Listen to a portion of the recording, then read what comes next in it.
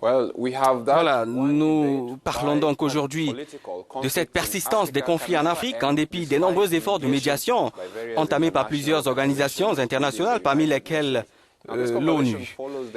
Et pourtant, en Amérique par exemple, le gouvernement colombien et les FARC viennent de conclure un accord au terme de près de 52 années de conflit. Cet accord fait suite à 2 années de discussions secrètes. L'accord intervient après 2 années de pourparlers secrets et presque 4 ans de négociations formelles et devrait être approuvé par les Colombiens par référendum le 2 octobre prochain. Le président américain Barack Obama a appelé son homologue colombien Juan Manuel Santos hier pour le féliciter de cet accomplissement historique, tout en rappelant que le processus de paix est loin d'être terminé. Eh bien, pour parler de cette impression d'éternisation des conflits en Afrique, nous avons en ligne Jean Delors Biogué. Il est analyste politique à Libreville. Eh bien, Jean Delors, la RDC a du mal à reprendre le contrôle dans sa partie Est depuis des années à cause des rebelles et malgré des négociations. Pourquoi? Les deux, de la patience, mais surtout de la volonté politique, parce que le manque de volonté politique épuise en général la patience des négociateurs. Vous avez dans ce genre de situation des belligérants et au milieu le peuple qui est tiraillé ici et là et qui souffre. Donc il faut beaucoup plus de volonté politique de la part des dirigeants et des acteurs en conflit. Naturellement, lorsqu'il y a des tergiversations, les négociateurs ont besoin de beaucoup de patience. Et donc c'est donc le fruit, comme vous pouvez l'imaginer au regard de l'histoire de la Colombie, le fruit de longues années de négociations qui également ont connu pas mal d'échecs dans les accords précédents qui ont été signés. Jean Delors Biogué, pour ce qui est de la RDC, on constate qu'il y a beaucoup de conflits à l'est du pays. Comment expliquer cela? Nous avons une situation assez compliquée en République démocratique du Congo. Les acteurs politiques impliqués dans la crise congolaise étaient les premiers à signer l'accord global et inclusif en 2002.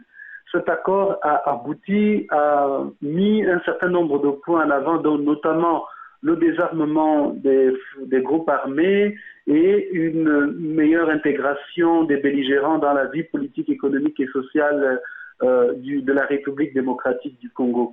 Il se trouve d'une part que ces accords, le contenu de ces accords n'a pas été réalisé à 100% par les différents acteurs en présence.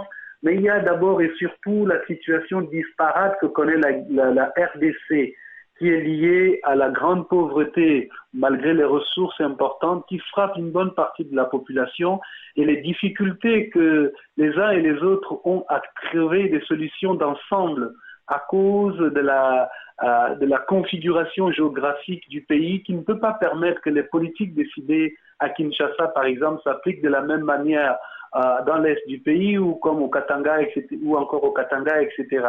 Donc nous avons là les balbutiements de la mise en œuvre du processus de paix en République démocratique du Congo, qui aujourd'hui perdure parce qu'on a des difficultés dans la compréhension de la mise en œuvre des accords.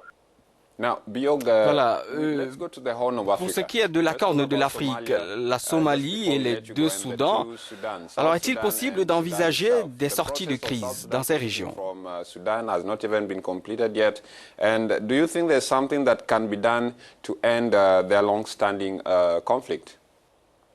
Les crises que ces pays connaissent ne sont pas seulement d'origine des malentendus qui seraient liés à l'échec des processus de gouvernance. Elles sont liées au fait de la balkanisation de l'Afrique, qui n'a pas tenu compte de cette spécificité culturelle, communautaire et identitaire, en voulant tenter l'expérience des États-nations en Afrique, qui fait que lorsque deux groupes initialement rivaux se mettent à vivre sur un même territoire, il y a forcément un groupe qui veut prendre le dessus sur l'autre. Et la recette, elle n'est pas ailleurs, elle est dans la démocratie.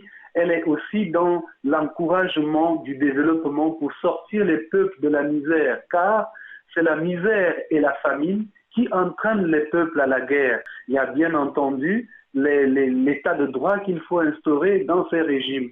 Nous avons une espèce de politique hybride à l'intérieur de ces pays qui sont un tout petit peu dictatoriaux, un tout petit peu aussi qui veulent s'ouvrir à la modernisation, à la modernité politique. J'entends par une espèce d'adoption de la démocratie, mais qui balbutie encore pour plusieurs facteurs.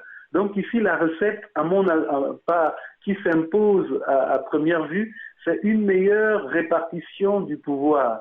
Et cette répartition du pouvoir ne doit pas se faire selon les exigences identitaires comme on essaie de les dessiner dans les feuilles de route, un quota pour X telle communauté, un quota pour telle communauté, mais d'aller vraiment sur un plan de consolidation de la paix à long terme qui aille d'abord sur la remise à plat des institutions, des écoles, la formation, etc.